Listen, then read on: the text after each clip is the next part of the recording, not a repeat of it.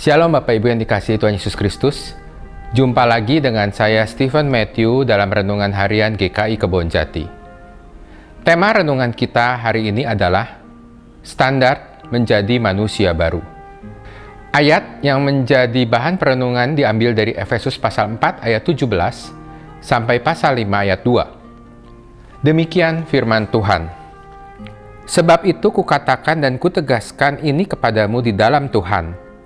Jangan hidup lagi sama seperti orang-orang yang tidak mengenal Allah dengan pikirannya yang sia-sia dan pengertiannya yang gelap. Jauh dari hidup persekutuan dengan Allah.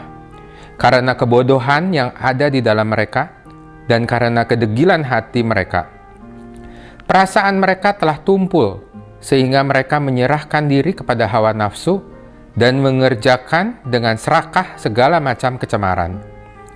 Tetapi kamu bukan demikian.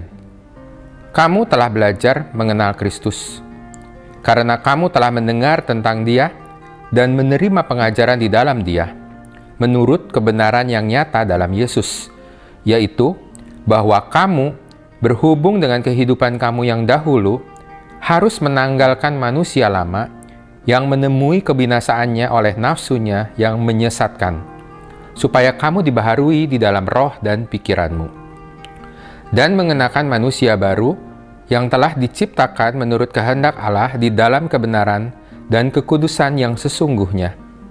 Karena itu buanglah dusta dan berkatalah benar seorang kepada yang lain, karena kita adalah sesama anggota. Apabila kamu menjadi marah, janganlah kamu berbuat dosa. Janganlah matahari terbenam sebelum padam amarahmu, dan janganlah beri kesempatan kepada iblis. Orang yang mencuri, janganlah ia mencuri lagi. Tetapi baiklah ia bekerja keras dan melakukan pekerjaan yang baik dengan tangannya sendiri, supaya ia dapat membagikan sesuatu kepada orang yang berkekurangan. Janganlah ada perkataan kotor keluar dari mulutmu, tetapi pakailah perkataan yang baik untuk membangun, di mana perlu, supaya mereka yang mendengarnya beroleh kasih karunia.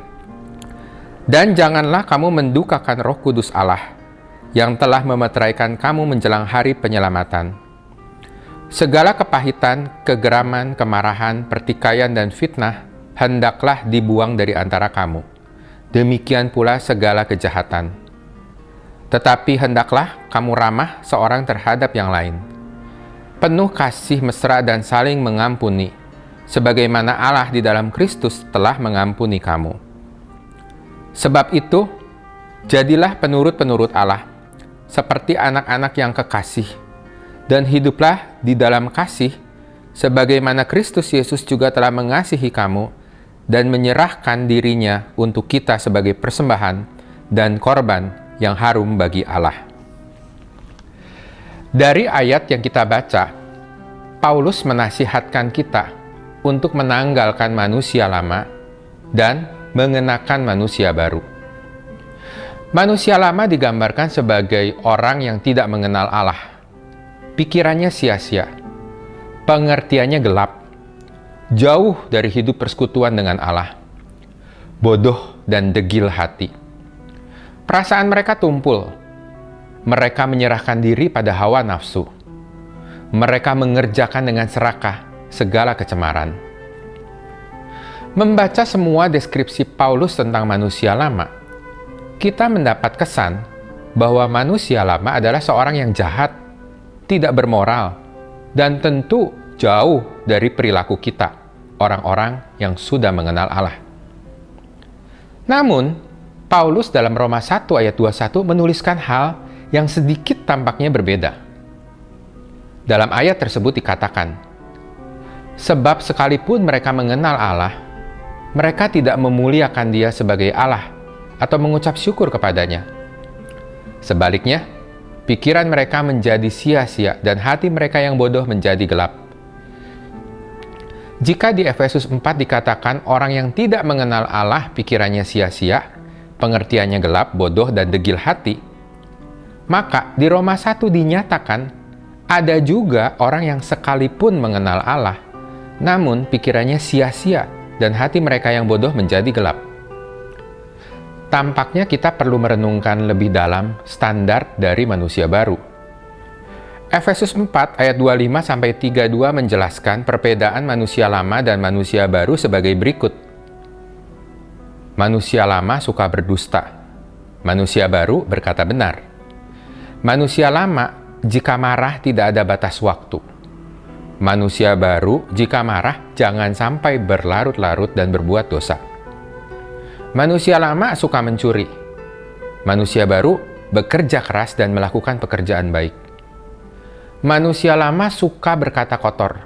Manusia baru memakai perkataan baik untuk membangun. Manusia lama menyimpan kepahitan, kegeraman, kemarahan, pertikaian, dan fitnah. Manusia baru ramah seorang terhadap yang lain. Kalau membaca ayat-ayat ini, kita bisa bertanya juga, bukankah semua kebajikan manusia yang disebutkan tadi juga umum dilakukan oleh orang yang bahkan tidak mengenal Allah? Berkata benar, jika marah tidak berlarut-larut, bekerja keras, melakukan pekerjaan baik, ramah, dan seterusnya. Tentu bisa juga dilakukan oleh seorang ateis sekalipun. Lalu apa yang menjadi standar perilaku seorang bisa dikatakan menjadi manusia baru? Jawabannya ada di Efesus pasal 5 ayat 1 dan 2. Di sana dikatakan, sebab itu jadilah penurut-penurut Allah yang kekasih, dan hiduplah di dalam kasih sebagaimana Kristus Yesus juga telah mengasihi kamu dan menyerahkan dirinya untuk kita sebagai persembahan dan korban yang harum bagi Allah. Jadi, semua kebaikan yang dilakukan oleh manusia baru seharusnya didasarkan pada teladan Yesus yang juga mengasihi manusia dan menyerahkan dirinya sebagai persembahan dan korban yang harum bagi Allah. Efesus 4 ayat 20 menyatakan bahwa setelah kita belajar mengenal Kristus, kita menjalani proses pembaruan roh dan pikiran. Saat kita mengaku percaya Yesus sebagai juru selamat, itu karena Roh Kudus merombak pikiran dan hati kita. Artinya, dalam waktu seketika kita dirubah menjadi manusia baru. Namun, menjadi manusia baru yang segambar dengan Allah juga membutuhkan proses yang berlangsung seumur hidup. Standar menjadi manusia baru bukan sekedar mengenal Allah, karena orang bisa saja mengaku mengenal Allah, tetapi tidak melaksanakan kehendaknya. Standar menjadi manusia baru juga bukan sekedar melakukan berbagai kebajikan, karena bahkan seorang ateis pun bisa melakukan kebajikan yang sama. Standar menjadi manusia baru adalah menjadi serupa dengan Kristus, taat, dan mempersembahkan hidup kita menjadi korban yang harum bagi Allah. Dalam Filipi 2 ayat 5 dan 8, Paulus memberi nasihat.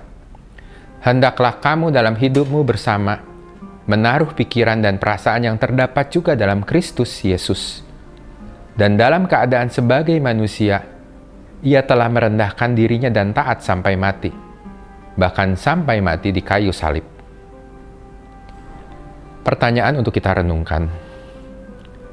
Apakah yang membedakan perbuatan baik yang dilakukan oleh pengikut Kristus dan bukan pengikut Kristus?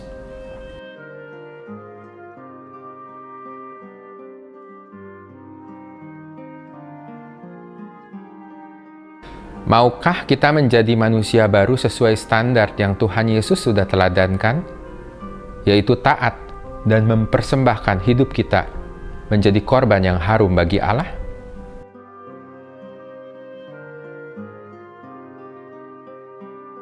Demikian renungan kita hari ini. Tuhan Yesus memberkati kita semua.